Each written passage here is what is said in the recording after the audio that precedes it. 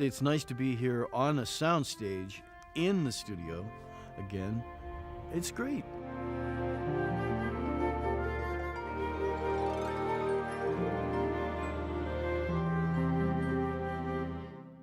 It brings back 40 years of memories.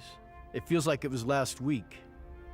There's a smell to a soundstage, kind of like a big musty closet. And as soon as I smelled it when I walked in, I said, there's no place that smells like a soundstage. I remember some people who are no longer here that were dear to me. I had some very good friends the time I worked here. Most of them weren't actors, they were just in other arenas of the studio. But it's nice to be back. My acting career really started because of my brother. He wanted to be in show business, and when we moved to Downey, California in the early 50s, he auditioned around town for various things. He invited me to come along and attend an audition for a play at what I didn't know was the world-famous Pasadena Playhouse. And anyway, long story short, because I was the only person who showed up, I got a 2-line part in the 1954 production of Ah Wilderness. I didn't get paid for the first job. There's no pay. But I showed up. I just enjoyed it. And I had 2 lines. Gee, Ma, I love lobsters. The other one was Uncle Sid's soused again. And that's the truth. And from that play, I got an agent. It was the same agency that handled, among other people, Laurel and Hardy, Igor Stravinsky, and a dozen other famous people. And they started sending me on interviews, and about 3 months later, I got a little part in a television show.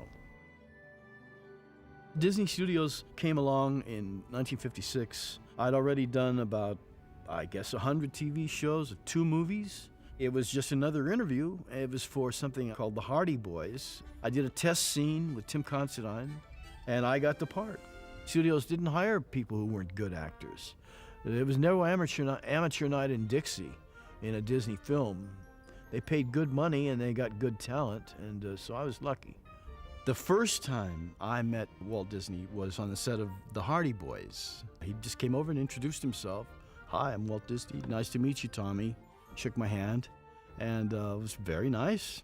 I remember reading a short story about him in 7th grade, the year before I became an actor, in school. There was a very good short story in my social studies book about Disney Studios, and I'd seen 20,000 Leagues Under the Sea, so I knew, he was a big producer and studio head. So it was great.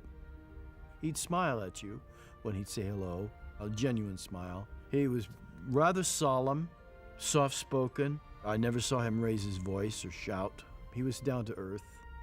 I thought he was a nice person.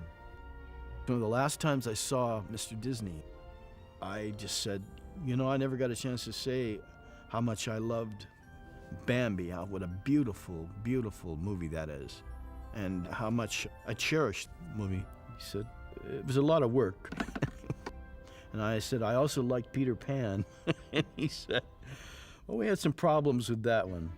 So I did the Mickey Mouse Club, did the Hardy Boys, and then they offered to put me on a contract. I did 12 features. The first movie was Old Yeller, then Shaggy Dog, Swiss Family Robinson, Absent-Minded Professor, The Horse Masters, Bon Voyage, Son of Flubber, Escapade in Florence, Savage Sam, Moon Pilot, and the last one was The Monkey's Uncle.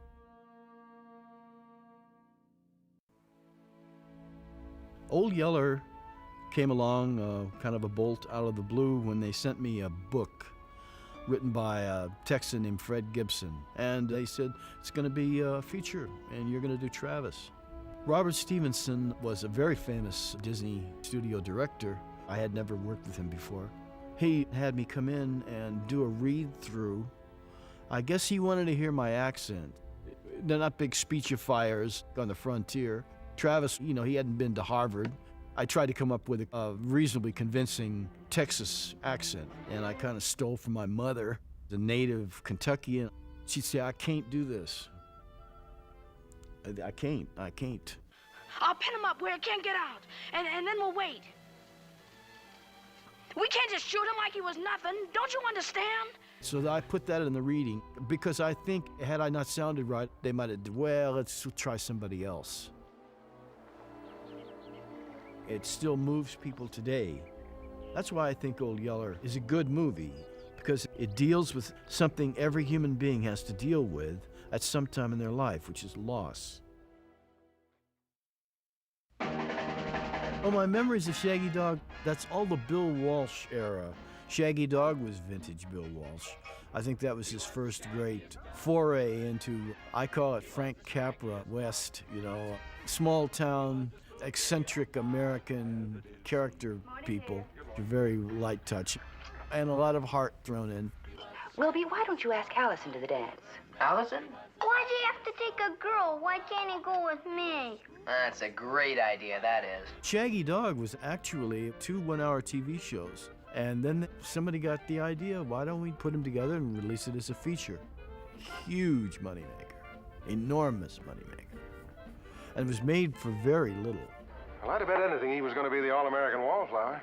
There are a lot of things about your son that you don't know. One interesting aspect of Shaggy Dog was the makeup. I was Wilby Daniels, the boy who turns into the dog, and that had to be done with special effects, of course. It's kind of like Lon Chaney and the Werewolf, but it was a comic version of that. But it was hard. Get down! Now don't give me trouble, Mooch. You got trouble. Look at yourself. Oh, no, not here, not now, please. I had to sit in a makeup chair with my head in a brace while they would build up and add pieces, and then we'd go and shoot a little more. It was very laborious, and it was hard to get the spirit gum off that the hair was on, and it itched and was hot. Wilby, come on up now. It's getting late. Okay, Pop. But it was an interesting adventure.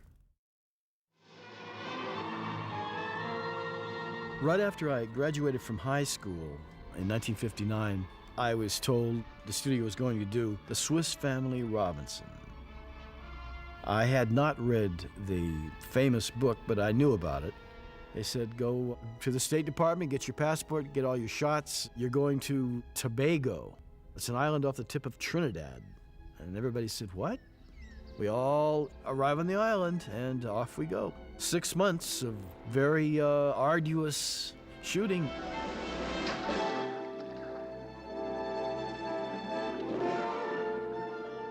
I think it was like a return to Eden, what the old Greeks would call the Golden Age, before sin came into the world. The wilderness and unspoiled virtue, the dream of the vanished innocence. There was something like that in the movie, and that's part of its appeal. Go ahead, Father, you can do it. Well, of course I can. We shot not 5, but 6-day weeks, and sometimes we shot till late at night. But it was a great experience. There's a thing that Ernst does in the movie, which is, of course, Ride the Ostrich. I was very leery of that because the trainer told me, oh, it's no problem. She's a good bird. All you do is climb on her and she can carry you and everything. He said, but whatever you do, just don't stand in front of her because they will kick you if they can, and they can really hurt you. An ostrich foot is about that big and it weighs about 10 pounds. And it's clawed. It's a great big leathery thing like that. And that's how they fight. You ever seen 2 roosters in a cockfight fight? Well, ostriches sort of do the same thing. And they can disembowel you. They can take your head off your shoulders if they kick you right. He said, just don't get in front of her and you'll be all right. So I was very conscious of that.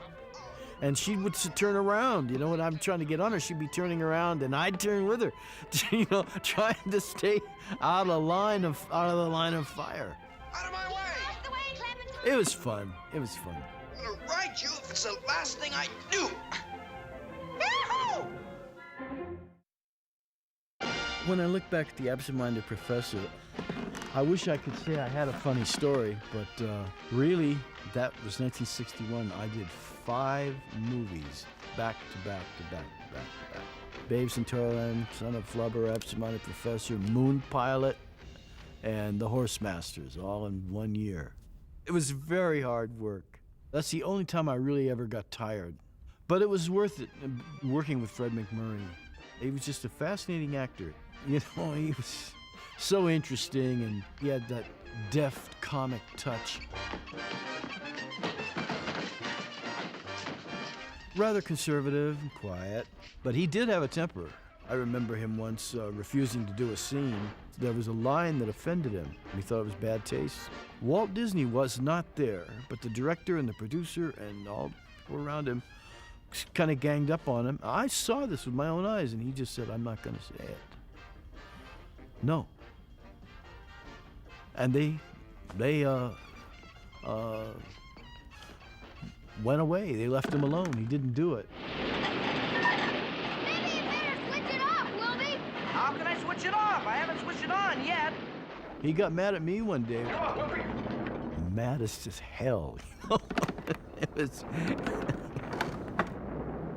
We were all doing Groucho. It was stupid, but we did. He suggested he stand one way instead of another way, and I said, "Oh, so you got the close-up." Well, I guess we've officially entered the rocket age, eh, Pop? He was not amused, and I was trying to be funny. It'd be great to be up there riding it, wouldn't it, Pop? He started shaking like this, and he said, "Did you hear that? Did you hear that?"